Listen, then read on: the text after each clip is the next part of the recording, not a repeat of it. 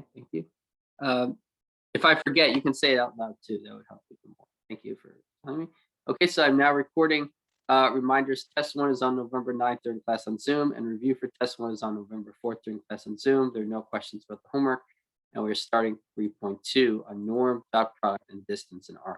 Okay, I just reminded what Rn was, what n space was. Okay, so definition 1 is if V is equal to this vector with components V1, V2, It's very annoying. dot, dot, dot, Vn. So if this is a We vector have something called the save room. in The n space. save room. Or save room. Save room. That's where people go to detention. Yeah, Okay, but, so like, you have to mute your mic, please.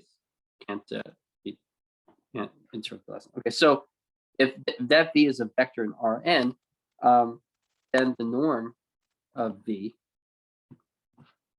and by norm of V I mean or length or magnitude of V, is denoted by this symbol. Is denoted by this symbol. Somebody's trying to sign in. Okay.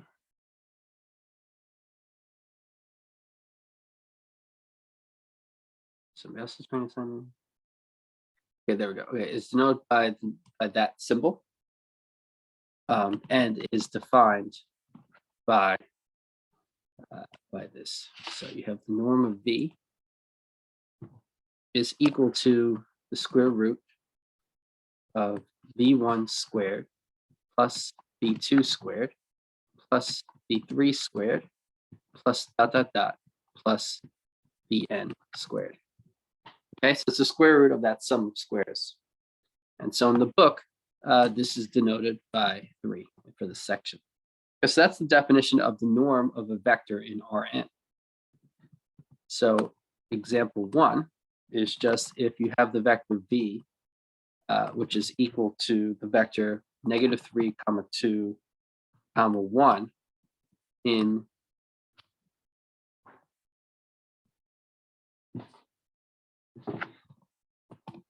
R3. So this is a vector in R3 because there's 3 components. Then we want to talk about the norm of this vector. So the norm of this vector is given by that formula. And so applying this formula to this situation, then what it is it's the first component squared plus the second component squared plus the third component squared. So it's the square root of the sum of those squares. That's the square root of 9 plus 4 plus 1. And that's equal to the square root of 14. Okay, so the norm of that vector V is the square root of 14.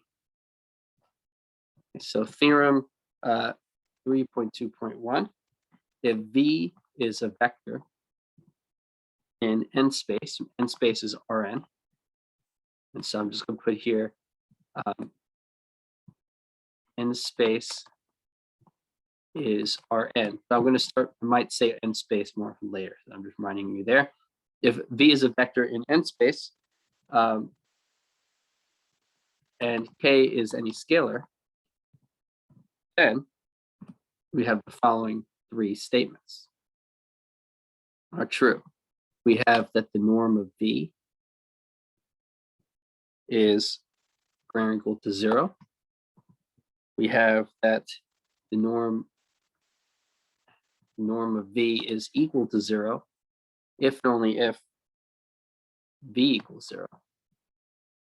And we have C, that the norm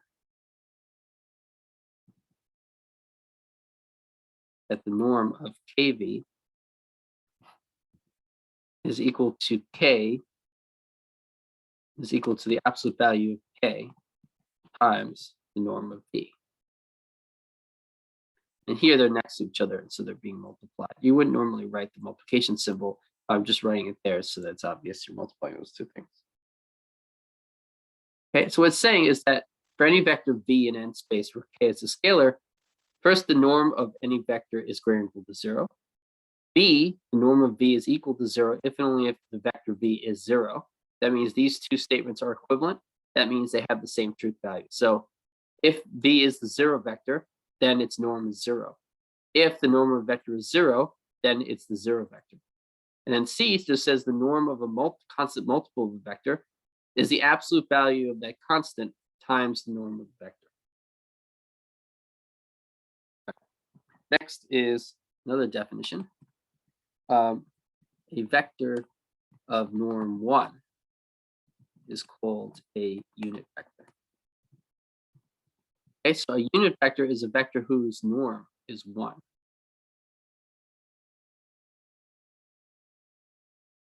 Okay, and so if you have a vector, a non-zero vector in n space, then that implies that u, which is equal to 1 divided by the norm of that vector times v, defines a unit vector in the direction of v. Okay, so if you have a non-zero vector in n space, you could then define a vector. You can then define a vector u in this way to be a unit vector in the direction of v.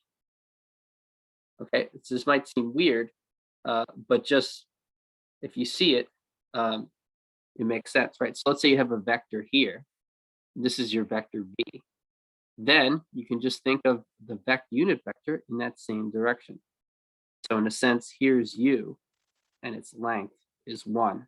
So you can just think of u as being the vector in the direction of v, but once you reach a unit length on v, you stop. And so that's it. So at the same time, you could have a vector v like this, and the unit vector in the direction of v could actually be larger than v itself. So u doesn't necessarily have to be smaller than v, it could be larger. Okay, so it's just the unit vector in the direction of v. And then of course, if v is of length 1, then the unit vector in the direction of v will then be v itself, right? So if v is already a unit vector, then unit vector in the direction of v will just still be v, right? Okay, but anyway, it's u, the way we defined it there is the unit vector in the direction of v.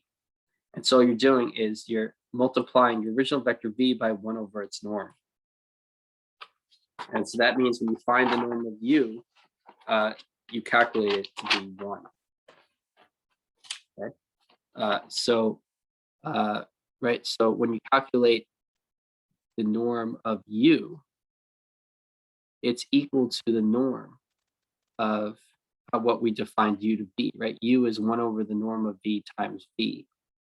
So when you find the norm of that, it's equal to 1 over the norm of v. It's equal to 1 over the norm of v times the norm of v. Because the norm of v is still the norm of v. And then you have the norm of v here. So 1 over the norm of v times the norm of v is 1. And so we define it in this way, so that way when you take the norm of it, it's 1. Okay, but this is actually a constant multiple of v, which means it's a positive multiple of v, which means its direction is the same. So it's still in the same direction of v because it's a positive multiple of v, and it's a unit vector, as you can see here. Okay, so example 2. Find a unit vector u with the same direction as v, which is equal to the vector 2, 2, -1. Okay, so this is an important problem, so you should know this. Okay, so we want to find a unit vector u in the same direction as v. So just define u as the way that's defined here. This u is a unit vector in the direction of v. And so now this is 1 divided by the norm of v times v. So what is the what is the norm of V?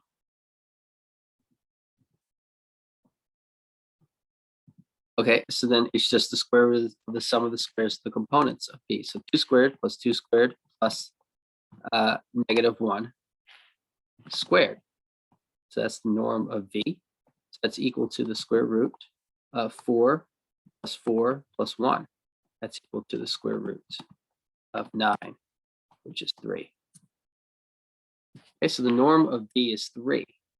So that means this is 1/3 times V. Well, this is equal to 1/3 times the vector V, which is 2, 2, -1. And so then this is equal to the vector. You just multiply each component by 1/3. So it's 2/3, 2/3, -1/3. So this vector U, because we define U as 1 over the norm of V times V, this is a unit vector in the direction of that vector V. So we found a unit vector in the same direction as V.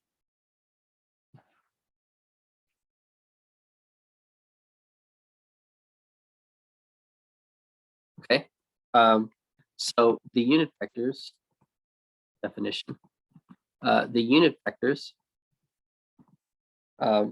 in the positive directions of the coordinate axes are called the standard unit vectors.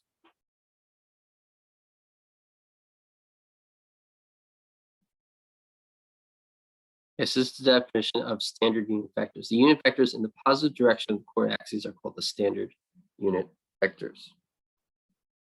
And so if we were to illustrate those, if you had the x-axis, the y-axis, and the z-axis, okay, you can orient them, you can orient the x, y, and z-axis different ways. So if you have the unit vector along the x-axis, this is length 1. You have the unit vector along the y-axis, this is length 1. And the unit vector along the z-axis, this is length 1. These 3 vectors are the standard unit vectors of R3. Okay, so these 3 vectors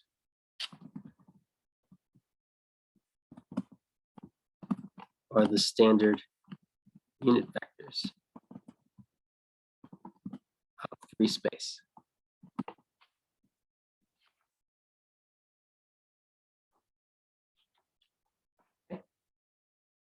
By definition of standard unit vectors. Those are the 3 coordinate axes. Okay, so in R2, I drew R3 so there'd be more axes. In R2, these vectors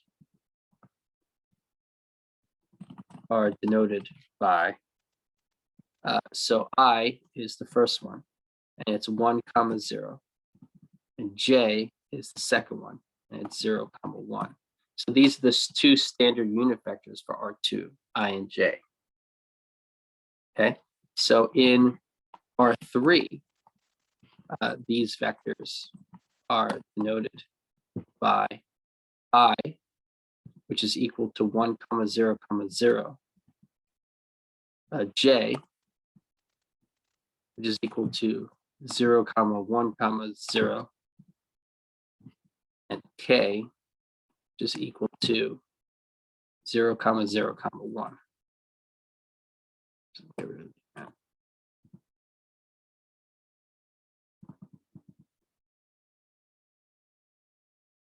Okay. So in our earlier picture, this was I, the standard unit vector in the x-axis, which is coordinates 1, 0, 0. This is the vector j along the y-axis, I, j, x, y. Whose coordinates are 0, 1, 0. And here's ij, and then this is k, whose coordinates are 0, 0, 1. Okay, so I, j, and k are the standard unit vectors in 3 space, right? This is 3 space. Okay. And and the other example I gave was 2 space. So this is 2 space. You have x, y, you have R2. And so you have the standard unit vectors in R2, which is the unit vector along the x-axis, which is I. So I is 1, 0.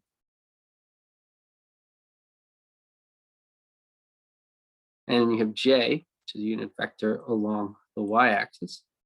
And j is equal to 0, 1. Right? You don't move anywhere on the x-axis, you move up 1 along the y-axis. So that's 0, 1. So these are the standard unit vectors in R2.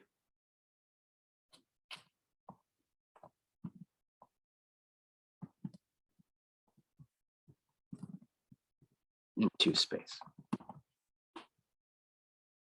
Okay.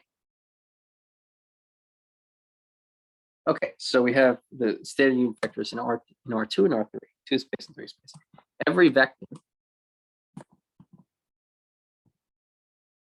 in n space, meaning for an arbitrary n, so an arbitrary n space, every vector in n space can be expressed uniquely as a linear combination of the standard unit vectors of Rn by writing. So this is how. So if you have a vector v whose components are v1, v2, v3, comma, up to including the last component vn, then you can write this as equaling to v1 times 1, 0, 0, 0, plus v2 times 0, 1, 0, 1, 0, comma 0, plus v3 times 0, 0, 1, where those are zeros, 0, plus plus vn times 0, 0, 0, zeros, but then the last one is 1. Okay, so this vector v with these components v1, v2, v3 to vn, you can instead think of as a linear combination of the standard unit vectors. This one, this one, this one, this one, this one, right? Where the coefficients of this linear combination correspond with the components of the vector. Okay, notice that the coefficients of the linear combination correspond with the components of the vector v. And these are the coefficients of the linear combination, v1, v2, v3 to vn, and that corresponds with the components of v, v1, v2, v3, vn in the same order. Okay, and this is the only way to do it. So this is equal to v1 times e1, right? Because this vector is e1. E1 is the vector has a 1 in the first component and 0 everywhere else, plus v2 times e2, where e2 is the vector that has a 1 in the second component and 0 everywhere else, plus v3 times e3. E3 is the vector with a 1 in the third component and 0 everywhere else, plus plus vn en, where en is the standard unit vector that has a 1 in the nth component, in this case the last one because they're n components, and zeros everywhere else. So v is a linear combination of the standard unit vectors e1 to en of n space. Right? Also note that e1, e2, e3, e sub n are the standard unit vectors of n space. Right? And also note that ei is equal to the vector with a 1 in the ith position and zeros everywhere else.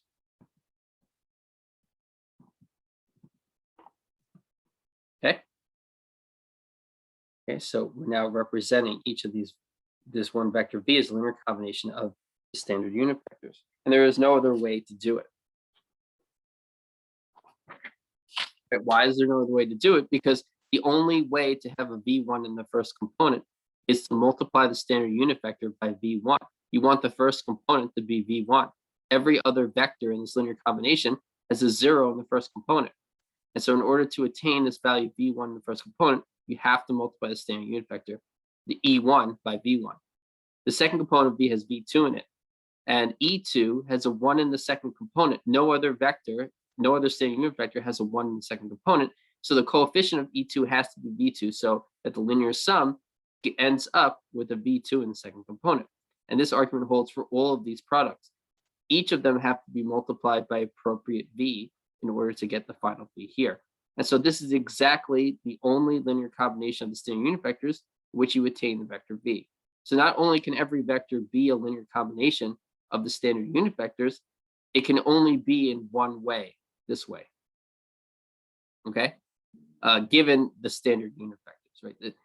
A vector can only be written as a linear combination of the standard unit vectors in this way. Okay? There are other vectors that you can write v as a linear combination of. Okay? But if you want to write it as a linear combination of the standard unit vectors of these vectors, e1, e2, e3 to en, if you want to write it as a linear combination of those vectors, then the coefficients have to be v1, v2, v3 to v. Okay, it's a little complicated. With experience, it makes more sense. Okay, so example 3. So if you have the vector 2, comma, -3, comma, 4. Yeah, good. Well, this is equal to 2 e1, right? Minus 3 e2 plus 4 e3. Another way to write this is it's equal to 2i minus 3j plus 4k. I, j, and k were the letters we used to denote the standard unit vectors in R3. So I wrote e1, e2, e3 because we were just talking about it. But if we go further back, you remember that these standard unit vectors for R3 was denoted I, j, and k. So 2, -3, 4 is 2i minus 3j plus 4k. Okay, the vector v, comma, 7, comma, 3, comma, -4, comma, 5. Well, then since it's 4 space, we're going to have to use the other notation. So it's 7e1 plus 3e2 minus 4e3 plus 5e4. And notice how when you have a larger dimensional space in R4, using different letters in the alphabet starts becoming not the right way to do it. So now you have e1, e2, e3, e4, and so forth. So if you had 50 space, if you had R50, if you had 50 tuples, if you had vectors with 50 components, you wanted to express it as linear combination of standard unit vectors, you would want to use the notation e1, e2, e3, e4, e49, e50. You wouldn't want to use I, j, k, l, m, n, o, p, right? That would be more complicated. You'd also forget which letter represent which component. E1 is for the first component, E2 is for the second, E3 is for the fourth, E4 is for the fourth. It's much easier to read that way. Okay, so next is definition 2. It says if U is equal to the vector U1, comma, U2, comma, U3, comma, at the top, comma, UN, and V is equal to the vector V1, comma, V2, comma, V3, comma, comma, Vn. So if those are points in n space, all right, n space. Okay. Then distance between U and V, denoted by d of U comma V, is defined to be following. So the distance between vectors U and V is equal to the norm of U minus V, which is equal to the square root of U minus V. Well, so it's equal to the square root, no, not square root u minus v. It's square root of the sum of the squares of the components of u minus v. So maybe to explain this, I'll put this, I'll put an in-between step here. So we want the norm of u minus v, right? So as a vector, that's the same as u1 minus v1. That's the difference in the first coordinates of u minus v, u and v, comma u2 minus v2, comma u3 minus v3, comma dot dot dot, comma un minus vn. Okay, so u minus v as a vector, right? I'll put this as a note here. U minus v as a vector is equal to this tuple I just wrote inside of the. Okay, so u minus v is equal to that, right? It's equal to the vector u1, comma u2, comma u3, comma dot dot dot, comma u sub n minus v1, v2, v3, comma dot dot dot, comma v sub n. So u minus v is equal to that vector minus that one, u's minus the v, and then you subtract the corresponding component. So u1 minus v1 is the first component, u2 minus v2 is the second component, u3 minus v3 is the third, dot dot dot, un minus vn is the nth. So u minus v, written component by component, is that. So the norm of u minus v is the norm of this vector. And then if you want the norm of a vector, you just take the square root of the sum of the squares of the components. So the first component is u minus v. So you just take u1 minus v1, squared, plus u2 minus v2. And you square that, plus u3 minus v3, and you'd square that, plus dot dot dot, plus un minus vn, and you square that.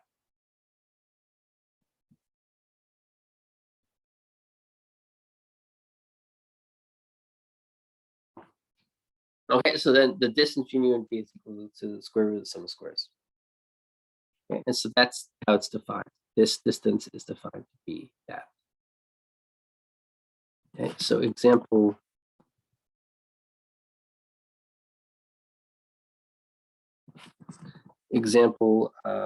4. Okay.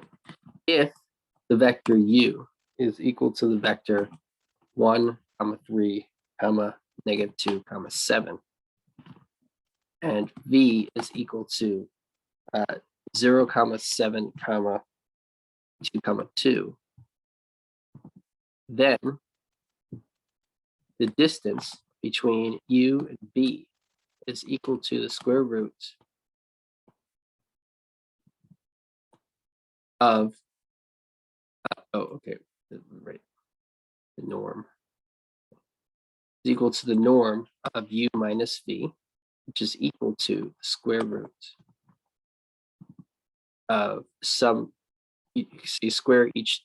You take the components, you subtract them, you square the differences, and then add the squares, and then you take the square root. So it's 1 minus 0 squared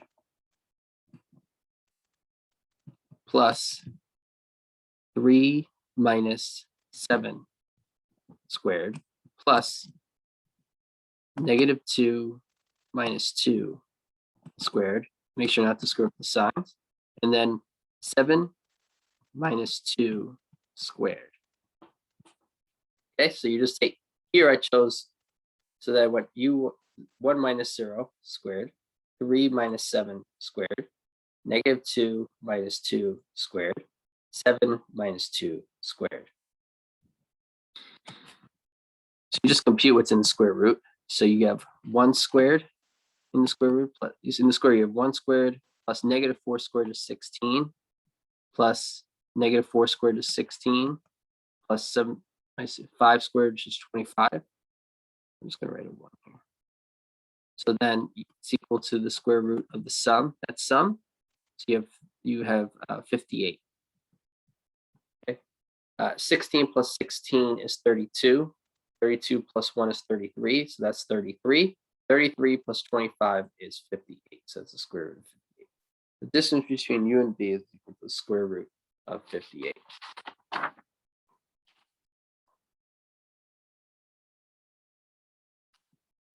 This next is definition 3. So if U and V are both non-zero, so that means both U and V are non-zero in R2, 2 space, or R3, 3 space, and if theta is the angle between U and V, then the dot product of U and V, denoted by U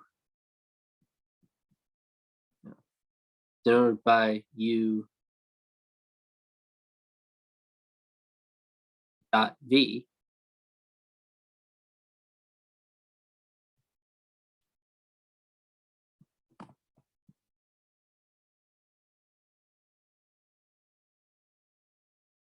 so then the dot product of U and V, denoted by that symbol, is defined as, so U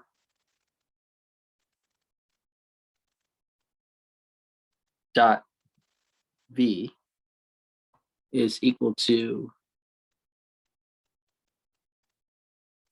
the norm of U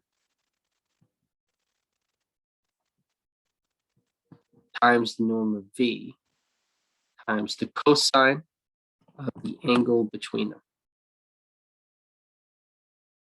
Okay, so in this section, this is denoted by formula 12. If U equals 0 or V equals 0, then U dot V is equal to 0.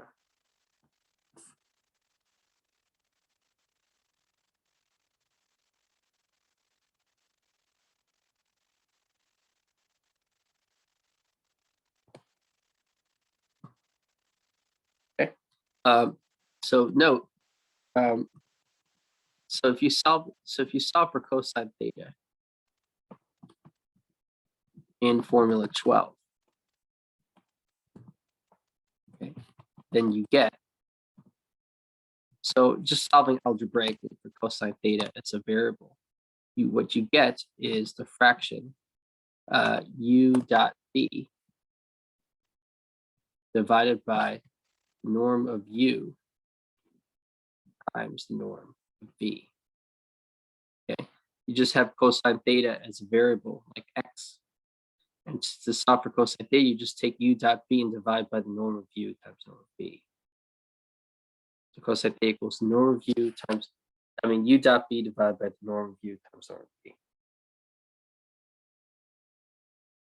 Okay. So there are several cases. So case 1, if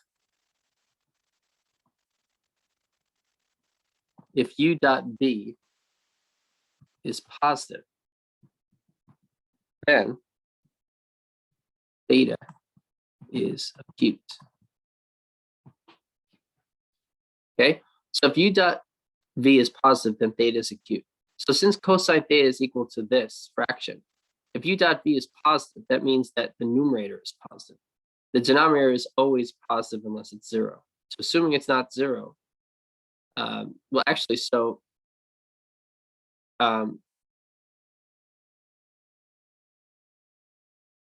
okay, so we know that it's so we know that the we're dealing with non-zero vectors. We say if two vectors are non-zero, so U and V are not 0. So the numerator is positive and the denominator is positive. That means this fraction is positive, means cosine is positive. Okay, so if you look at the graph of cosine, okay, this is from calculus. If you graph cosine of X, it looks looks like this, right? So here's the top value of 1. Here's the value at -1. So this is y equals cosine x. Here's the x-axis. Here's the y-axis. So, right. So in order to have so what we say. So if u dot v was positive, right? Let's go back here. So it said if u dot v is positive, then theta is acute. So u dot v is positive. No, so this whole thing is positive. So we want to know, when is cosine theta positive? When is the value of the function positive? Well, the value of the function is positive here, right? This is when cosine theta is positive. So that corresponds with these x values, right? These are the thetas. So I'm going to call this theta just because we're using theta in the problem. So instead of x, I'm going to call, instead of the x-axis, I'm going to call this the theta axis. No difference, just a change of letter. So the value of theta you want is between these two values here, right? Because that will make cosine theta positive. Well, this is -pi/2, and this is pi/2. So what this says is that if -pi/2 is strictly less than theta, but here theta is the value in the green interval, right? So if theta is between -pi/2 and pi/2, then theta is something that's on this green line, which means the value of cosine theta is positive. It's above the x-axis. Then cosine of that angle theta and cosine of that theta on the green interval is positive, right?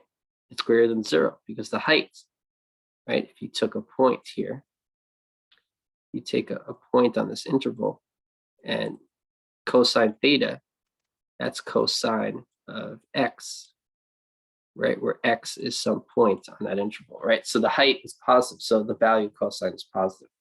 Theta is somewhere in there. So that's what we care about here. So this is saying that that theta is an acute angle, right? So this means that the theta is an acute angle.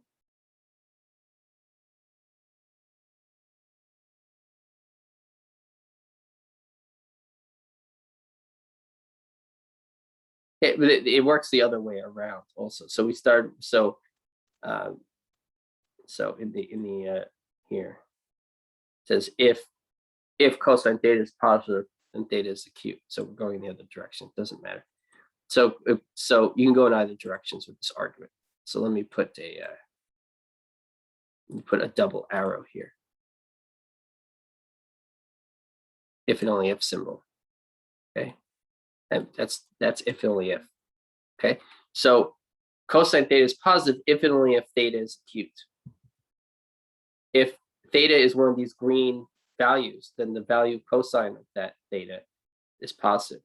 If cosine theta is positive, then that implies the input theta was on this green line, which means theta is acute.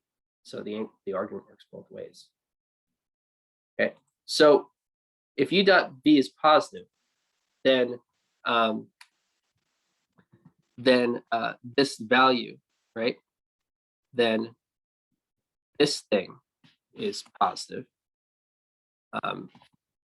Then cosine theta is positive.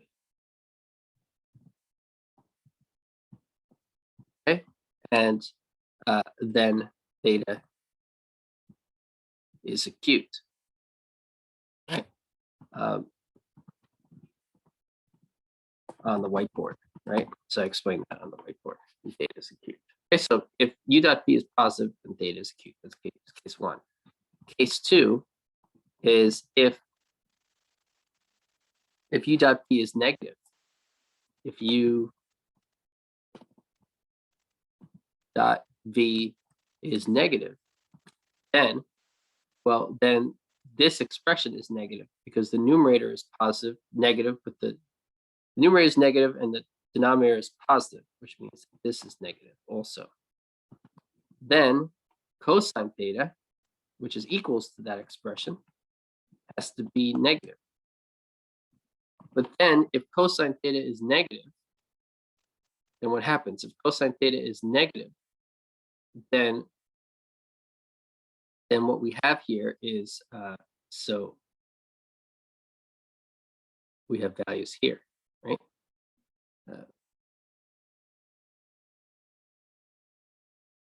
So then we have x values along this interval. Draw my hand. Okay, so then we have these x values. And so this is at pi. Pi is when you reach the bottom point.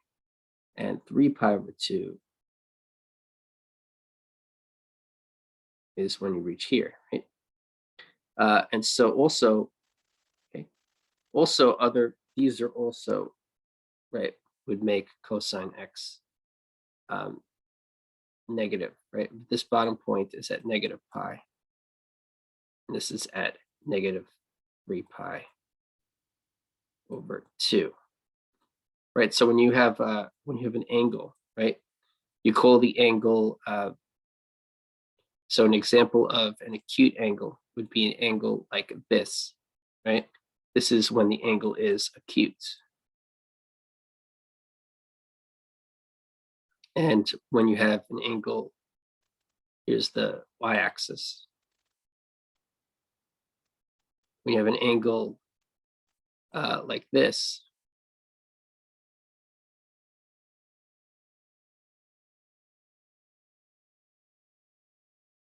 that's an obtuse angle. Okay.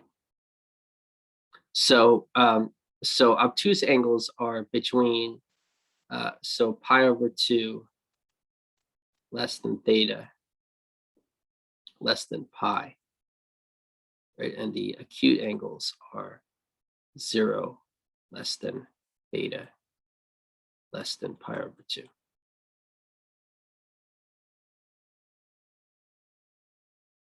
Okay, so then, okay, so if you have a point, so it's up to pi.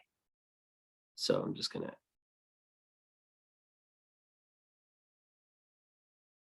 stop here, okay?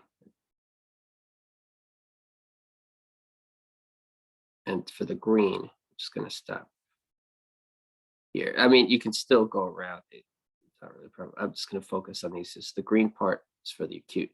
So now for an obtuse one, if you choose any point between pi over 2 and pi, then the value of right, you see that the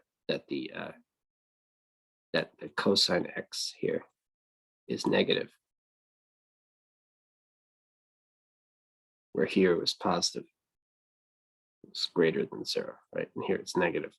So any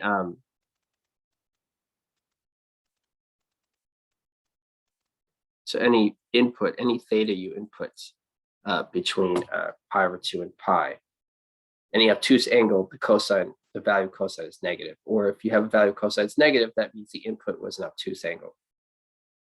Okay. Okay, so we did know cosine theta is negative, which means then that theta is obtuse. And so that's on whiteboard also.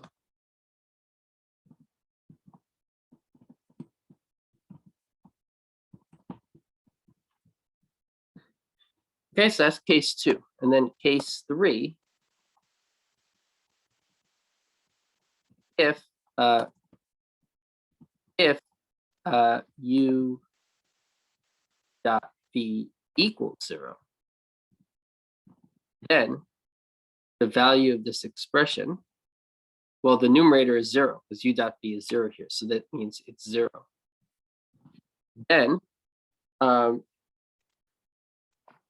well, so then theta, so then cosine theta, which equals that expression, is equal to 0. Then theta, well, so what is theta if cosine theta is 0? So then we just go over here to our picture. Here cosine theta is 0. And so we get this point. I just need to choose a color that would stand out. So or just a different color. So I'm going to choose this one. Okay, so,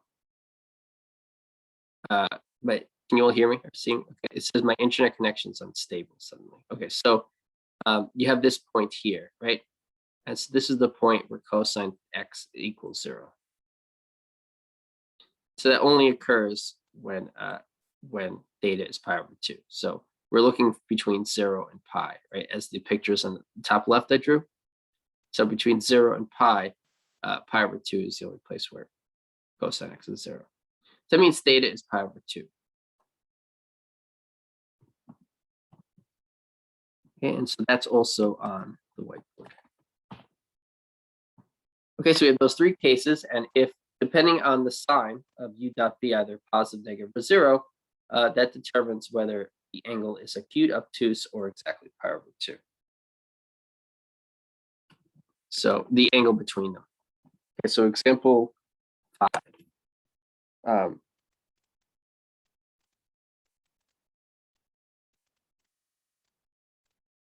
Okay, so for example 5, let's say you have a vector u, which is equal to 0, 0, 1. And you have a vector b, which is equal to the vector 0, 2, 2. Find u dot b.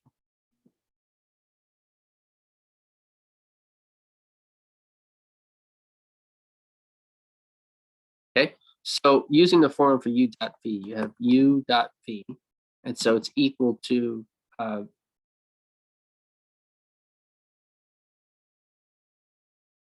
norm of u times norm of v times cosine theta, right? No, sorry, okay. So you have norm of u times norm of v times cosine theta. So you just find each of those terms. You want to find the norm of u. So the norm of u is equal to the square root of 0 squared, 0 squared plus 0 squared plus 1 squared, which is equal to 1, right? It's the square root of 1, which is 1. The norm of v is equal to the square root of 0 squared plus 2 squared plus 2 squared plus 2 squared. So that's equal to the square root of 8. That's equal to, if you want me to, let's show the step, the square root of 2 times the square root of 4. And so that's 2 root 2.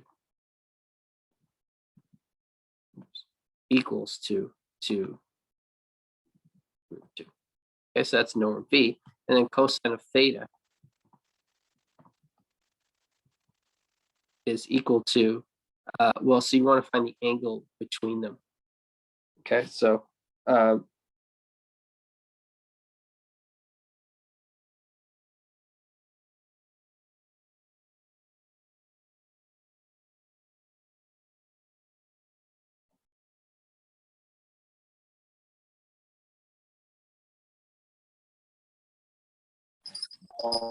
Professor, I believe on the previous slide, the root 2, you see the root over 2, the next one, it shouldn't be here. It should be 2 root 4 instead of root 2 and root 2. I mean root 4. wait, I sorry, Should- I can't quite follow. What do you think? What do you mean? If you go to the previous slide, Okay, it says, no, go down. here? Yeah, right here. Yeah. So it says root over 2 and root over 4, right? Should it be 2 root 4 instead of root over 2 and root over 4? Oh no, okay, Yeah, so right here. so it's root 4 times root 2. So root 4 is 2 times root 2. Oh yeah, nice. Okay. Okay, thank you. Okay. Okay, yeah, I just moved the order so we can see what I'm doing. There you go. Okay, that's fine. So cosine theta is just cosine of the angle between them. So okay, so let's go to the whiteboard for a second. Okay, so if you have so now the axes are brown. Okay, let's let's work with that. So you have the x-axis, y-axis, and z-axis. Let's see, you have the standard. Okay, yeah. So you have u, which is the vector 0, 0, 1, and you have the vector v, which is 0, 0, 2, 2. So 0, 2, 2, like there. Okay, so this is the vector v, which is 0, 2, 2. So it's a 0. Okay, so then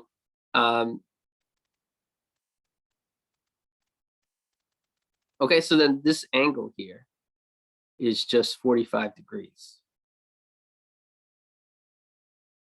Okay, how do I know that? Well, you can kind of like not look at the first component, and you kind of think of this as if you're just living in YZ space. And so they both have coordinate 0 for the x-axis. So what's happening with the first one is it's going up 1, and then the other one is going along this here. So it's like, so it's going, because it's 2, 2. So it's going 2 here and then 2 here. And so this one is a 1. So anyway, the angle here, it's going directly in the middle. It's like, it's dividing the first coordinate in 2, right? So this has to be 45 degrees. And so that's 45-degree angle. And then since we're in 3 space, technically we have a third coordinate axis. Like this, but the x-axis doesn't matter. So we have just a 45-degree angle between them. Okay, so the angle between these two vectors is 45 degrees. So the cosine of 45 degrees .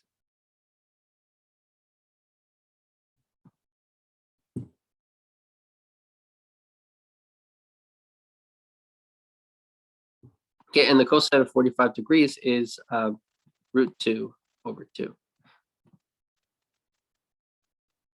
Okay, so cosine theta is √2 over 2. So here, the norm of u is 1 times norm of b, which is 2 √2, and then times √2 over 2.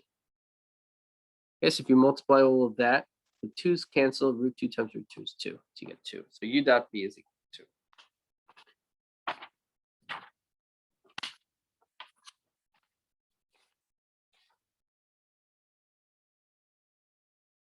Sure. Okay. So so how did I get 45 degrees? Okay. So let's go here. Okay. So our two original vectors, right, are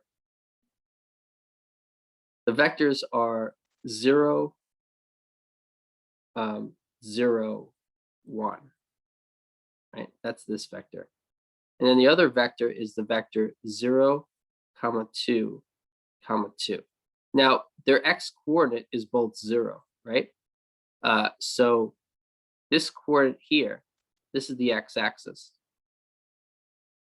right? This is the x-axis. The x coordinate of both of them is 0.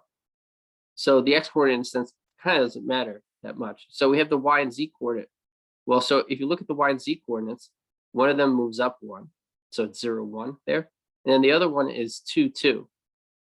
And so whenever you have an axis where you have a vector like this, like along y equals x, and you have another vector here like this along the vertical, that means that this angle between them this is a bisector. It's bisecting the 2, right? So the whole thing is 90 degrees. That means that each of these are half of 90 degrees. This is 45 degrees each. And so specifically the angle we want is this angle here. It's the angle between those two vectors. It's 45 degrees. Does that make sense, Benjamin?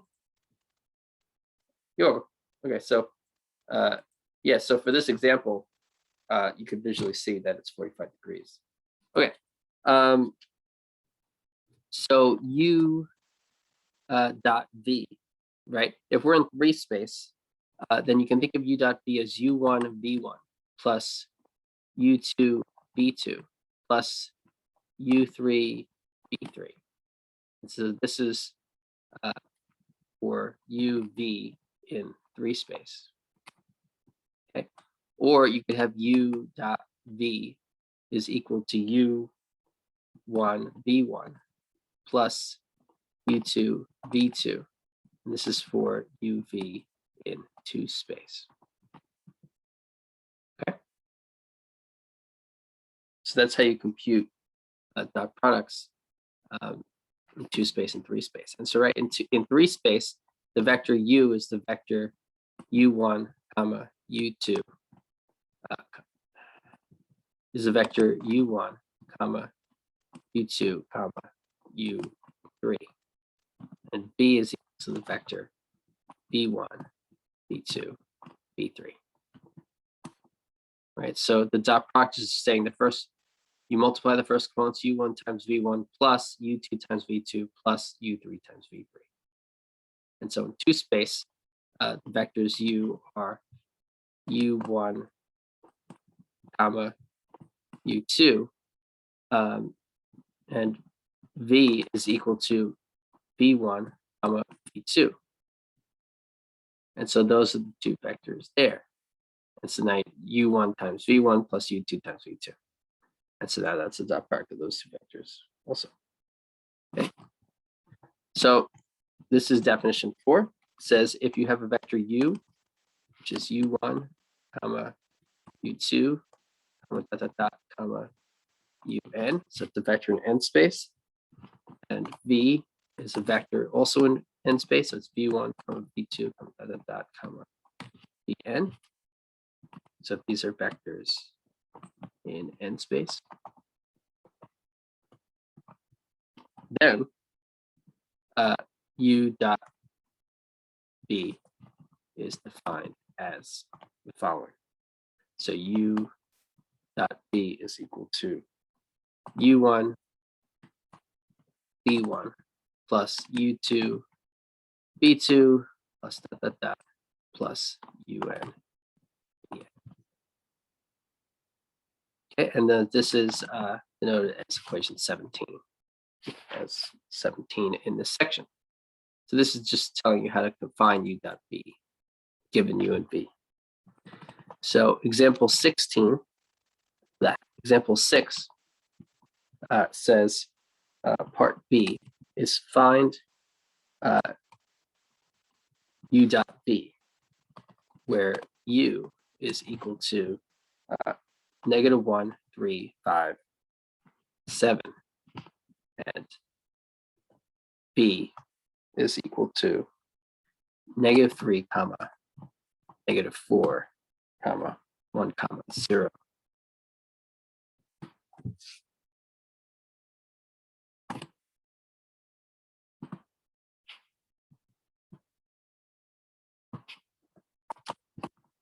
Okay, so u dot b is just the dot product, so you just multiply. So you have -1 times -3 plus 3 times -4 plus 5 times 1 plus 7 times 0. So using order of operations, that's fine. So you have 3 plus -12, 3 plus -12 plus 5 plus 0. And so that's equal to -4. Okay. I put parentheses in a lot. I feel like I'm going to do that again here. Okay. So -1 times -3 plus 3 times -4 plus 5 times 1 plus 7 times 0, following our definition for our definition 4. So this is by definition 4. Okay, now if you take b dot product with itself, and that's v1 squared plus v2 squared plus v3 squared plus dot dot dot plus vn squared. And if you take the norm of V is the square root of V1 squared plus V2 squared plus V3 squared plus plus Vn squared. So that's the formula for the norm of V. So those are formulas 18 and 19. Okay, so this is 18. And this is 19. Okay, so next is theorem 3.2.2. If U, V, W are vectors in n space, and if K is a scalar, then the following is true. A, U dot V is equal to V dot U. B, U dot V plus W.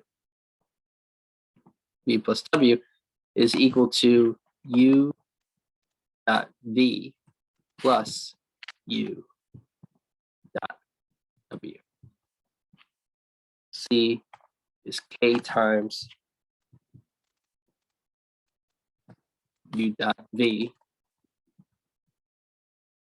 is equal to KU dot V.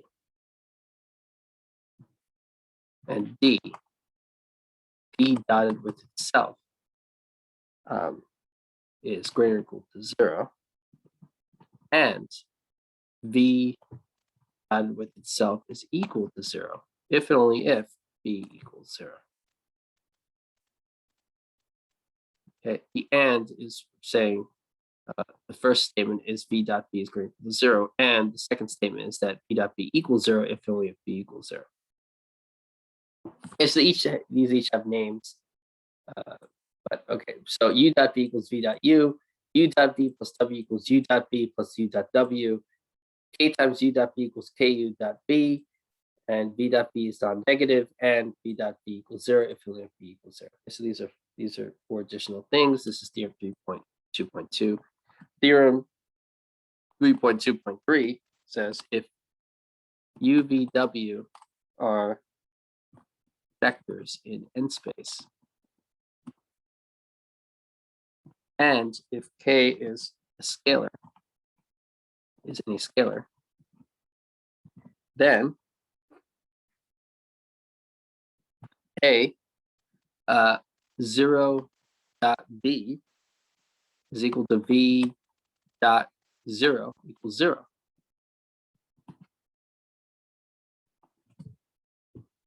Okay. U plus V dot W is equal to U dot W plus U dot V dot W. So U, also U dot V minus W is equal to U dot V minus U dot W. Okay, D is U minus V dot W is equal to U dot W minus U minus V dot W. And then E is K times U dot V is equal to U dot AV. Okay, so these are 5 more statements. This is theorem 3.2.3. U, V, and W are vectors in n space. K is any scalar, then all of these are true. Okay, example 8.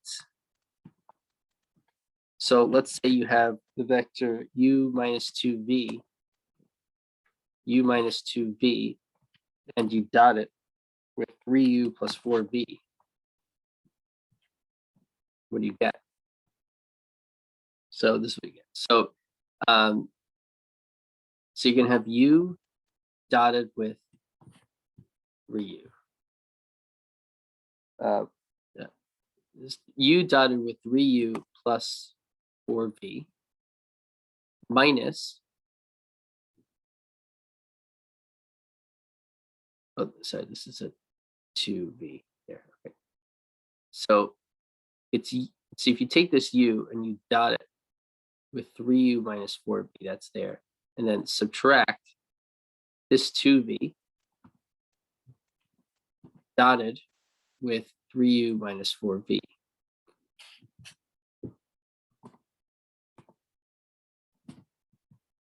Okay, and so this is from part D, where you take the difference of two things and dot it with another vector, and this happens. So we're taking u minus 2v, dotting it with this, and so we're getting the first thing dotted with that, u dotted with this, minus the second thing dotted with that. So the second thing is 2v dotted with that. Okay, so this is by D.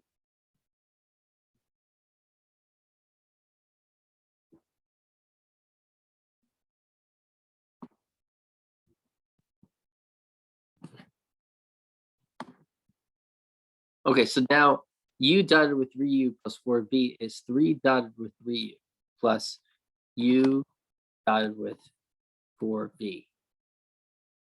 Okay, so if you take a vector on the left and multiply it,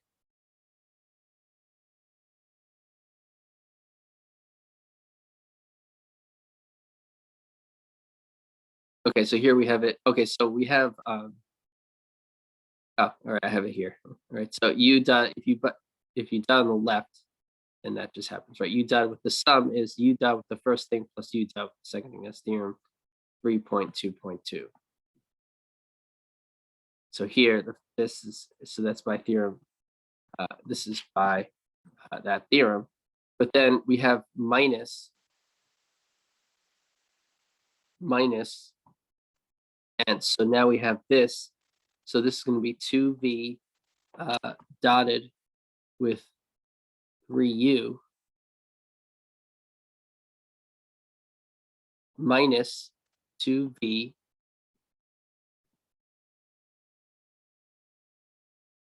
minus 2v dotted with 4v. Okay, so the bracket is representing this thing. This thing is what's in the bracket. So we're subtracting this. So we're subtracting this. This is 2v dotted with 3u minus 2v dotted with 4v. 2v dotted with 4v.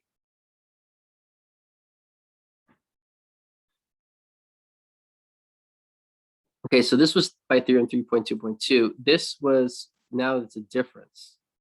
So this is by theorem 3.2.3 part C.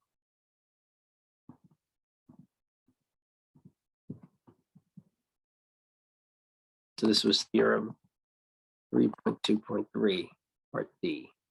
Okay. So it's that. Now this is equal to, so now we have u dotted with 3u. This is the same as u dotted with a multiple of the other ones. Okay, so that's the right hand side. So you don't have to go from left to right, you can go from right to left. So this is the same as k dotted with k times u dotted with u. So now this is the same as 3 times u dotted with u plus, well, same reason, you can take this constant multiple out and it's k times u times v. So this is 4 times u times v. I mean 4 times u dotted with v. But like that. And so then it's minus 6 times v dotted with u minus minus, because you have a minus and then another minus sign. So two minuses is a plus. This is plus 2v times 4v, which is 2v dot with 4v, which is 2 times 4, which is 8. And then it's 8 times v dotted with itself.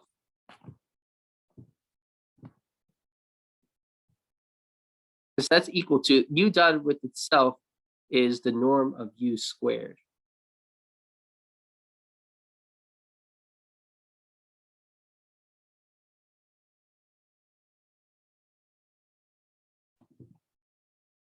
Okay, because here earlier we had that here. No, so v dotted with v is equal to the sum of these squares, right? So that's that. So you can extrapolate from this that if the norm of v is equal to this, well, then that's equal to the sum of the squares is v dotted with v, right? So, or I've already said this, but okay, I already said this earlier, but I guess I'll just say it again. So then this is the same as v dotted with v. I don't destroy my notes, I add to them. Okay, so then this is the square root of v dotted with v. So right, the norm of v is the square root of v dotted with v. Okay, so then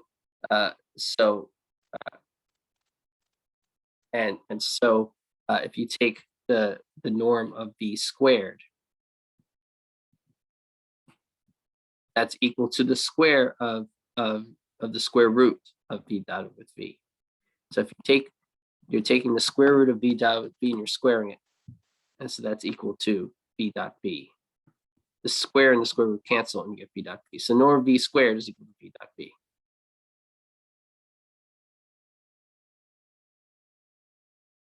Okay, and so the same reasoning here. This is 4 times now the norm of v. Well, it's u dotted with v. Okay, but so if you have 4 times u dot with v minus 6 times v dot with u, the dot product is symmetric. You can switch it. U dot v equals v dot u. So this is the same as 4 times u dot v minus 6 times u dot v. I just replaced v dot u here with u dot v. That way I can have 4 of them minus 6 of them, and that becomes minus 2 of them. This is plus 8 times the norm of v squared for the same reason as the other one was norm of u squared. And so now this is equal to 3 times the norm of u squared. And then 4 of u dot v minus 6 times u dot v is minus 2 times u dot v. And then it's plus 8 times the norm of v squared. And so that's that. That's that.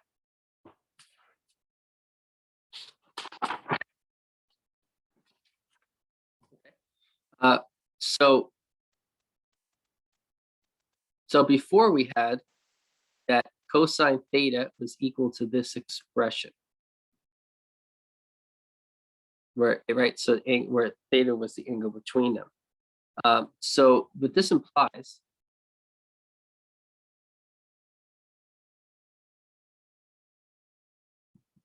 is that theta is equal to cosine inverse of this expression.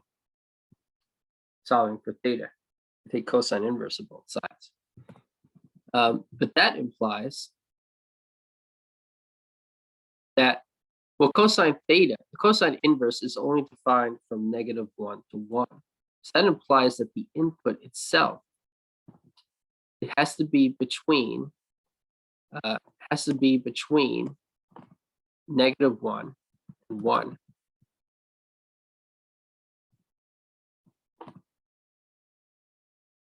Okay, when you look at the graph of cosine, when you want to talk about cosine inverse, this is from pre-calculus and calculus. If you have theta, and so you want to think of cosine as a one-to-one function, so you can look at the graph. You take the restricted cosine curve from 0 to pi, right? This is y equals cosine theta, right? And so now we want to talk about cosine inverse, right? So the values of cosine theta from 0 to pi are from -1 to 1, right? These are the values of cosine theta. They're from -1 to 1. Now, if you take the inverse of cosine theta, if you look at cosine theta, the inverse of cosine theta graph, though this is not going to be theta here. Okay, so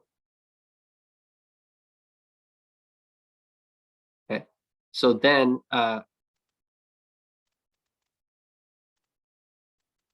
let's draw the axes for a second.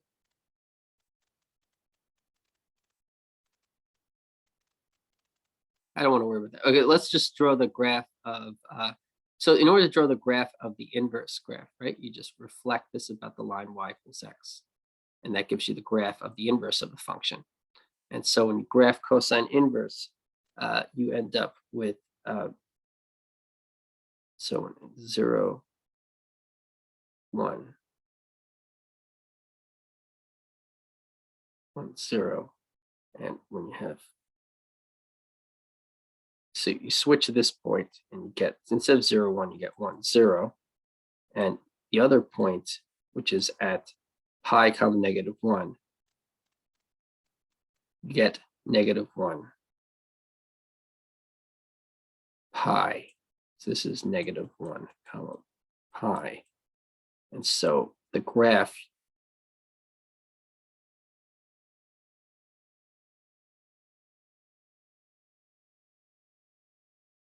is kind of like this. Okay, where so this is, so then this is at pi over 2. Because this is pi over 2 here.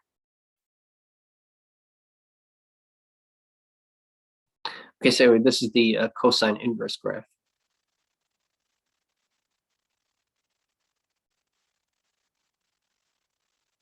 We call the input x and value y here. So what was I saying? So the values of cosine inverse are just between -1 and 1. Oh, sorry, the inputs of it are between -1 and 1. So here's -1, and this is 1. So the inputs of the cosine inverse graph are that. It corresponds with the outputs of cosine theta. And those are the inputs of cosine inverse. These are the possible values of x you can plug in. So the thing here, it has to be between -1 and 1. And so in our expression, we have cosine inverse of this thing. So that thing has to be between -1 and 1. Okay, so from this, we get the following theorem. We get theorem 3.2.4, which is the Cauchy-Schwarz inequality.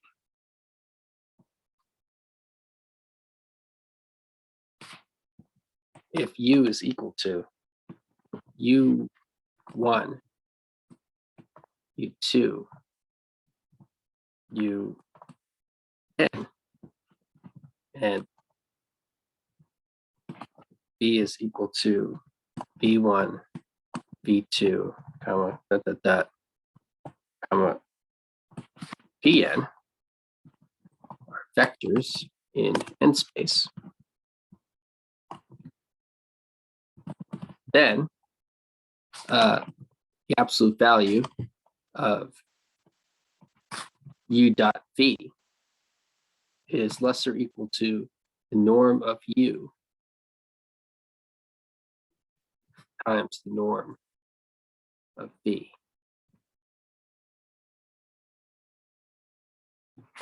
And so this is equation 22 in this section. Okay, or you can write in terms of components. Okay, let's stick with that. Okay, so so how do you get that? So you get that from this. So we have this inequality, right? So we have these two inequalities. So that implies that absolute value of u, at the absolute value of u dot v. So if you take the absolute value of this expression, since it's between -1 and 1 inclusive, that means its absolute value is less or equal to 1. I mean, I mean, the value, absolute value of this expression. The absolute value of this expression is less or equal to 1 because it's between -1 and 1 inclusive. Well, the absolute value of a norm is the norm, so it doesn't change that. So this is the same, right? So then this implies that u dot v is less or equal to this product, right? You just move this to the right side, multiply both sides by that. And so that implies that the norm absolute value u dot v is less or equal to norm of u times norm of v. It's very established that this was between -1 and 1 inclusive. Okay. So next is theorem 3.2.5. And so if u, v, and w are vectors in n space, then the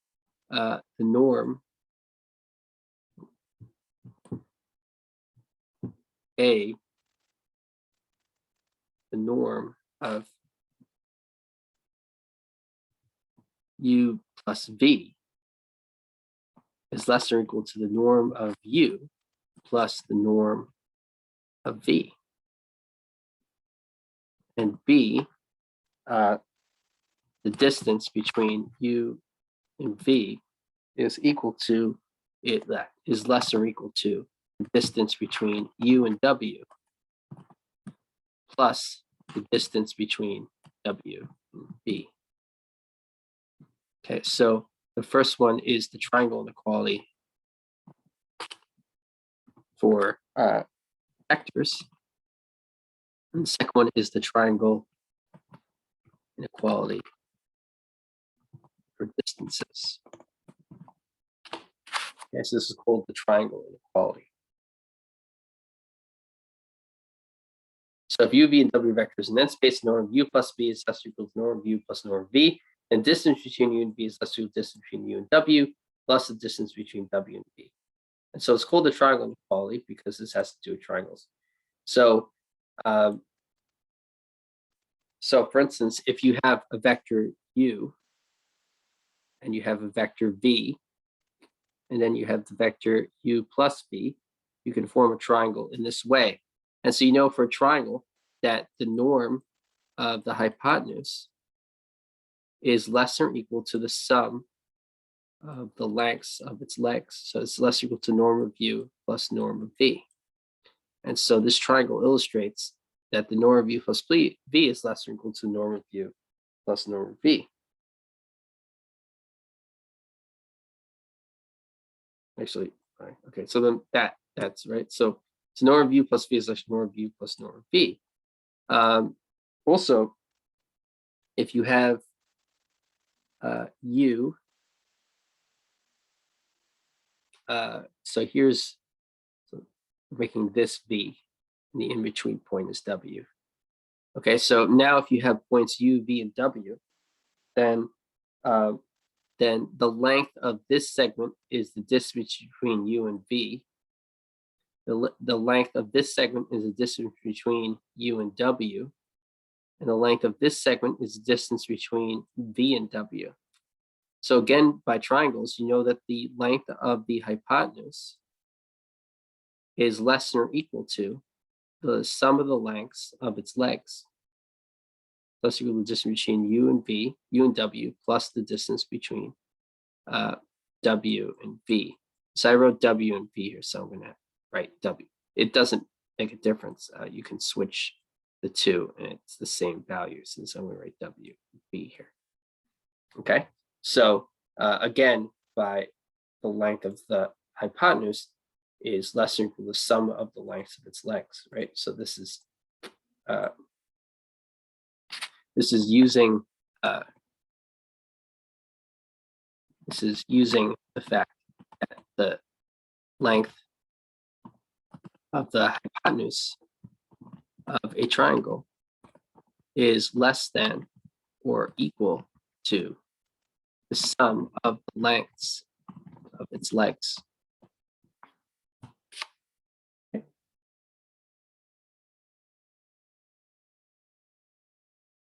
Sure. So, okay, so I'll go back to the last page. So this is still using the same fact, right? That this is using the fact that the length of the hypotenuse of a triangle is less than or equal to the sum of the lengths of its legs. You're welcome. Okay, so we have our triangle inequality in terms of vectors and in terms of distances. It's saying the same thing, just in different.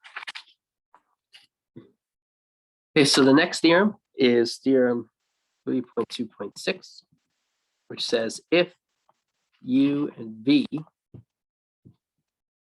are vectors in n space, then the norm of u plus v squared plus the norm of u minus v squared is equal to 2 times the norm of u squared plus the norm of v squared. And this is equation 24 of this section. Okay, so we have this equality here.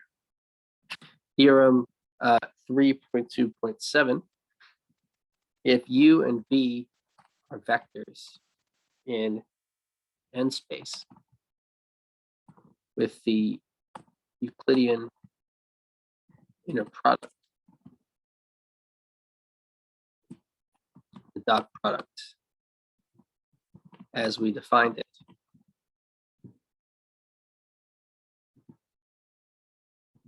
then u dot v is equal to 1/4 times norm of u plus v squared minus 1/4 times the norm of u minus v squared.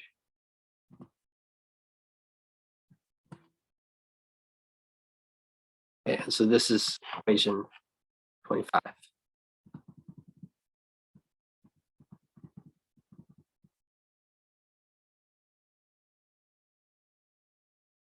Okay, so that's the end of 3.2. 3.3 is on orthogonality. Okay, so if we look at theta, it's equal to, remember, theta is equal to cosine inverse of u dot b over the norm of u times norm of b. And that implies the statement that theta equals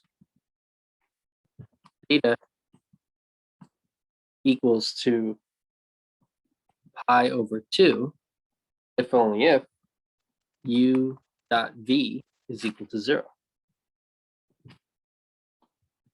Okay, so theta is equal to that. And so if u dot b equals 0, we have cosine inverse of 0, which is pi over 2. So that means, so if u dot b is 0, then that means that this expression is 0, which is cosine, theta is cosine inverse of 0, which is pi over 2. Cosine of pi over 2 is 0. So that means that cosine inverse of 0 is pi over 2. Okay, so then, and if theta is pi over 2, that means that cosine inverse of this is pi over 2, which means cosine of pi over 2 is this, cosine of pi over 2 is 0. That means this is 0, which implies that the numerator is 0, u dot b is 0. So it works both ways. So the fact that theta is this implies that the first statement is equivalent to that statement. Okay, definition. 2 non-zero vectors, u and v in n space, are said to be orthogonal or perpendicular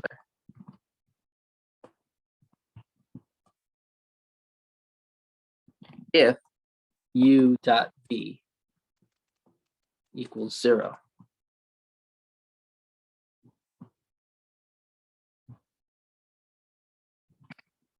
The 0 vector is orthogonal to every vector in n space.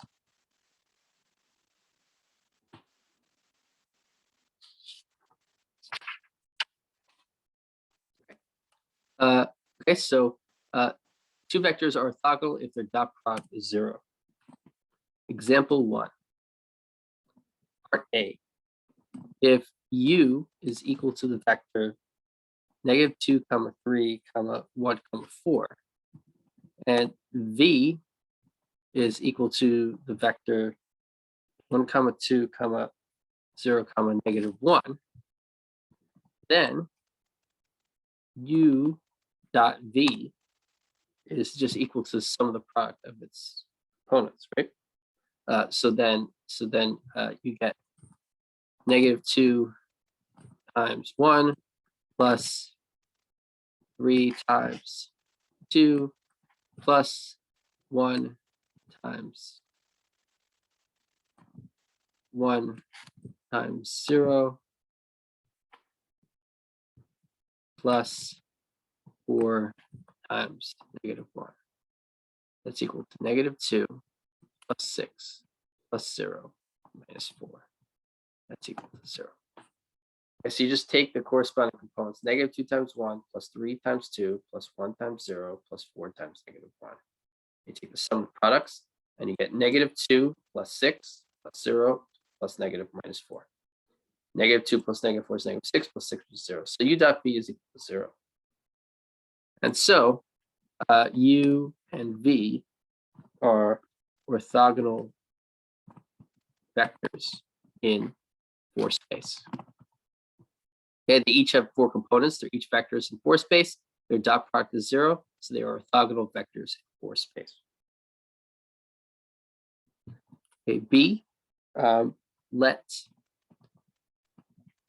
capital S equal to the set I, J, K be the set of standard unit vectors in free space. Okay, so I is equal to the vector 1, 0, 0. J is equal to the vector 0, 1, 0. K is equal to the vector 0, 0, 1.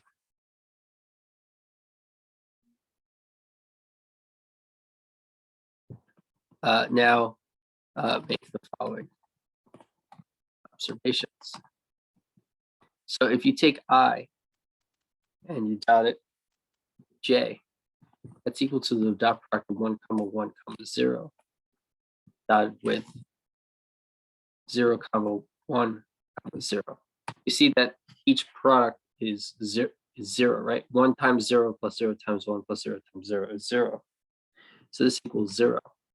If you take J and you dot it with K, that's equal to 0, 1, 0 dotted with the vector 0, 0, 1. If you dot that, that's also 0. And if you dot K with I, K dotted with I, then it's 0, 0, 1 dotted with 1, 0, 0. That also equals 0. Okay, and if you switch the order, they're still equal, right? So J dotted with I is equal to I dotted with J, which equals that. K dotted with J is equal to J dotted with K, which is that. And I dotted with K equals K dotted with I, which equals 0. So all 6 ways to multiply these two, multiply one and the other, every dot product is 0. So thus, each pair So each ordered pair of vectors in S is orthogonal. Okay. More generally, I haven't showed this here, but more generally, any two standard unit vectors in n space in the same n space are orthogonal. Okay. So more generally, any two standard unit vectors in the same n space are orthogonal. Definition: a non-zero vector n called normal is orthogonal to the line or plane in question. Okay.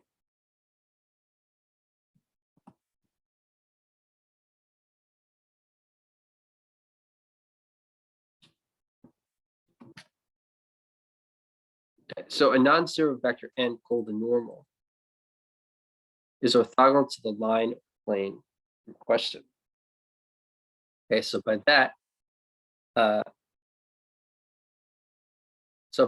for instance, if you have a plane, right? So I'm calling this plane P. It goes out in all directions, right? So these are not vectors. This is just representing the fact that we're in a plane and it's going in all directions. If you look at a vector, if you want to think of what a normal vector would look like, it's a vector that's like this. This would be a normal vector where it's perpendicular to the plane. So, for instance, this is on the plane. It's perpendicular to it. Okay, the plane is this thing itself, right? And so a normal vector is just a vector that's perpendicular to the plane. It's okay. So if you take any point on the plane and you take the vector from this point to it on the plane, then if you look at this normal vector, the angle between this vector on the plane and that normal vector, it's a right angle. Okay, so this normal vector is orthogonal to the plane. It's orthogonal, the vector is orthogonal to any vector starting at the base point to any other point in the plane. So here's another point in the plane. Here's the vector going to it, and the vector n is perpendicular to that vector also. So any point in the plane you want to choose, all these blue points on this plane, the vectors going to those points from that base point, they're all perpendicular to that vector n. Okay, so that's why this normal vector is perpendicular to the entire plane. Okay, so a normal is orthogonal to the entire plane or line in question. Okay, you can do this with a line also. So if you have a line, black. Okay, so if you have a line, right, and you have a normal vector,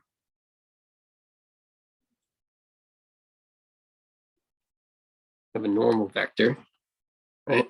This is a normal vector, n for normal. If you take any point on this line, you look at the vector from the base point to that point, then the angle between that vector and n is a right angle. It's orthogonal. Take another point on any point in the line, the vector from the base point to that point, the angle between it's a right angle. See, so every point on the line determines a vector from the base point, which is perpendicular to that normal vector. So this vector, this normal vector is perpendicular to the entire line. It's perpendicular to every point. Perpendicular to every vector determined by any point on the line. Okay. So both a line and plane are represented by the vector equation n dotted with p naught p.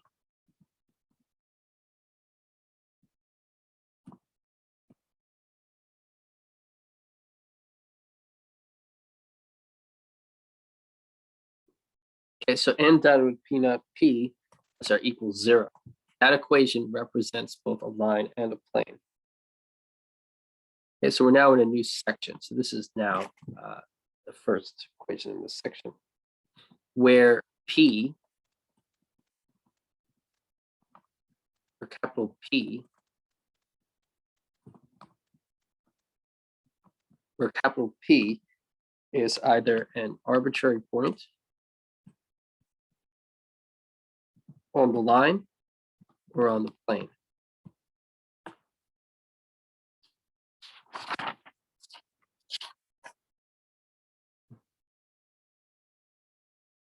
Okay, so for a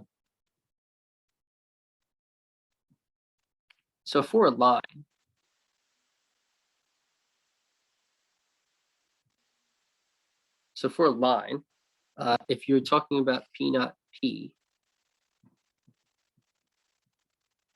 then P naught P is going to look like x minus x naught, comma, y minus y naught. Okay. If you're talking about a plane,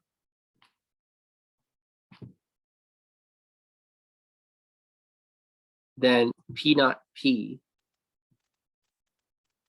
is going to look like x minus x naught, comma, y minus y naught, comma, z minus c naught. Okay. And so why is that? So here, we'll go here. So if you have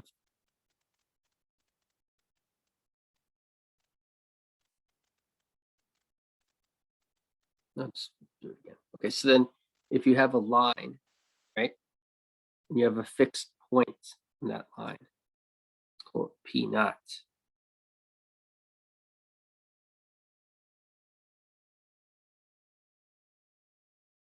Then if P is here, the vector P naught P is just a vector connecting P naught to P. Right, and if you're in the XY plane, let's say, if this line is in the XY plane, then the coordinates of, the coordinates of P naught would just be x naught, comma, y naught. And the coordinates of P would be x,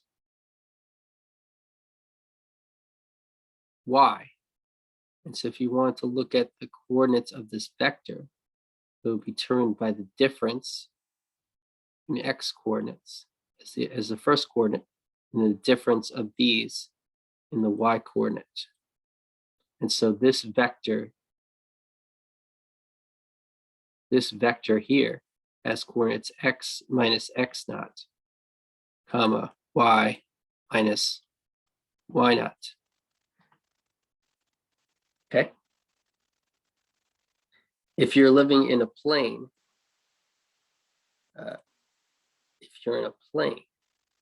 so now we're in a plane, and you have a point, so then you have a point here, it's P naught. You have a point here called P, and P naught, vector P naught P is this vector. So let me just label this. Sorry, this is a vector P naught P here, right, going from P naught to P. So this is the vector P naught P. It starts at P naught and it goes to P. That's vector P naught P, P naught P. So though this plane is in free space,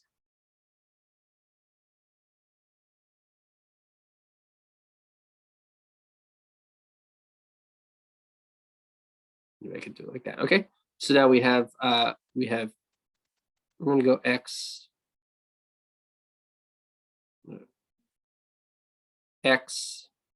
y, z.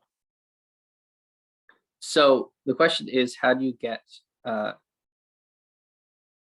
from P naught to P? So the coordinates, so let's say the coordinates, I'm going to put the coordinates of P naught. Let's say somehow its projection onto the plane was like this. And so its projection onto the z-axis is like that. Okay, and then if you project this P, that's the point P, then, you know, it would be here, and then its projection onto the z-axis would be like there. So then, you know, so then you would have your x coordinates, your y coordinates, and your z coordinates, right? So this would be x, y, and z. But then this point have x naught coordinates, y naught coordinates, and z naught coordinates. And so that means that this vector would have to be the difference x minus x dot, y minus y naught, z minus z naught. So it'd be x minus x naught, y minus y naught, z minus z naught. Okay, and so that would be that vector there. Okay, so that's how you express P naught P that way.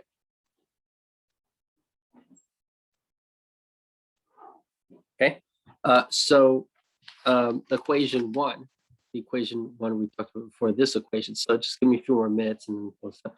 So this equation one is the same. So equation one can be written as a times x minus x naught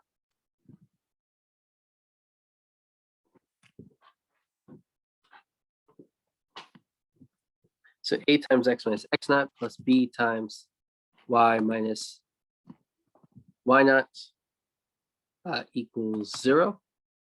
Okay, so this is for a line. This is for a line. Okay. And so then, and then for plane, it would be a times x minus x naught plus b times y minus y naught plus c times z minus z naught is equal to 0. Okay. So these are called the point normal equations of line and plane. Okay, so what this means is these two equations, what it's saying is that the dot product of any fixed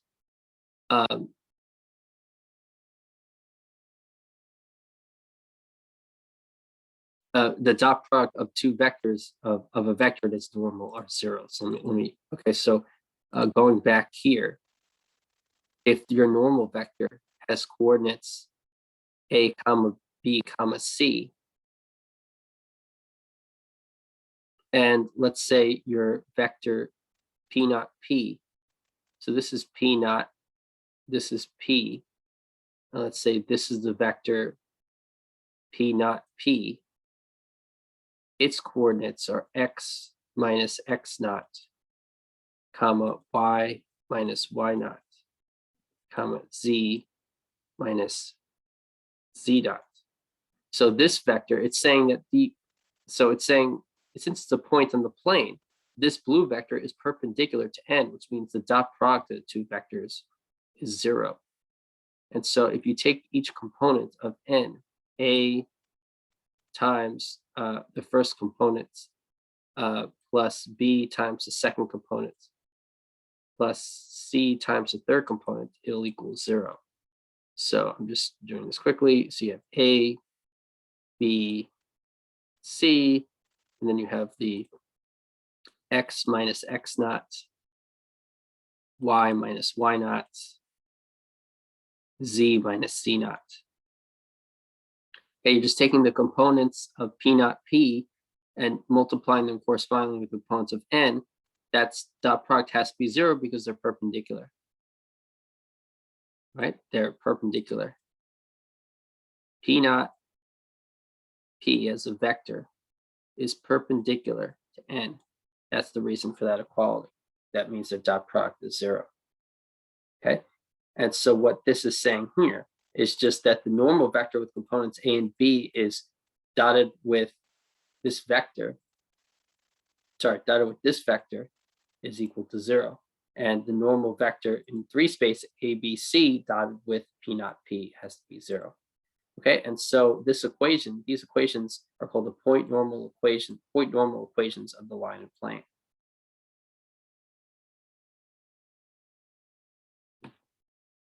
Okay. Okay, so I guess we have to stop here. We're out of time. Okay, so next class we'll continue. Okay, I see that. Okay, so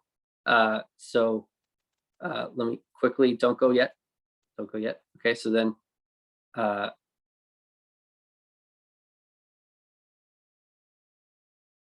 so let's quickly just sign homework.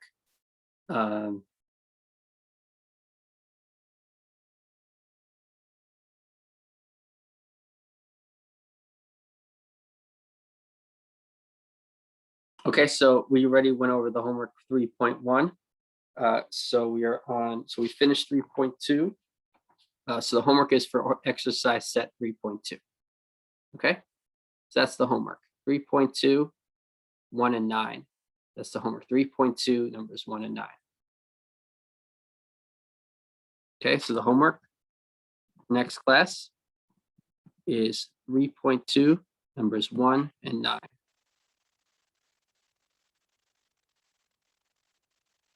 Okay, 3.2 numbers 1 and 9. Just check this for a second. 3.2 number 1 and 9. Gotta stop. Okay, good. Okay, so that's the homework for next class. I will see you